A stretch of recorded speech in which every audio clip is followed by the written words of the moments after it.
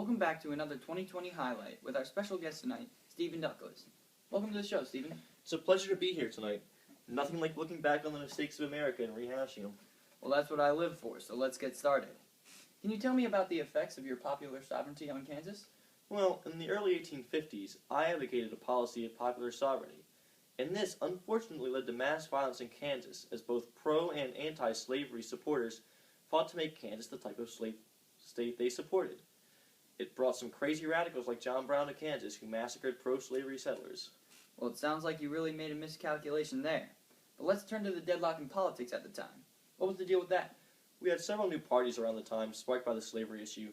Nativism was also a big driving factor, and the Know Nothing Party, which was one of those apolitical groups, and you know about those anti-slavery Republicans.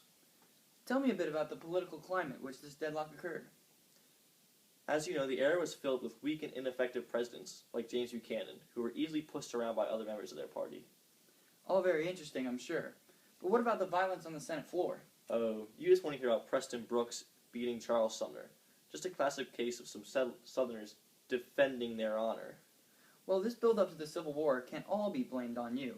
The Supreme Court didn't help ease the situation either. Thank you, you're right. Chief Justice Taney and the Supreme Court did nothing but stir up more strife and conflict. Their ruling in the Dred Scott case basically permitted slavery everywhere. This was a big factor leading up to the Civil War. Well, I wouldn't say that. But let's circle back to Kansas, which was a hotbed of violence and political corruption. Yes, pro-slavery border ruffians helped establish a pro-slavery government in Lecompton, only to have President Buchanan turn it down. In the end, Kansas would become a free state, so you could say it all worked out. Well, what about the John Brown raid? He was a madman, killing pro-slavery settlers and leading slaves to freedom in an armed uprising at Harper's Ferry. You can't blame me for that. Well, we're short on time, so let's just talk about how you helped Lincoln become president and how it led to the secession crisis. I just ran for president in 1860 because I felt the nation needed me. If I split the votes of Democrats and allowed Republicans to win, so be it.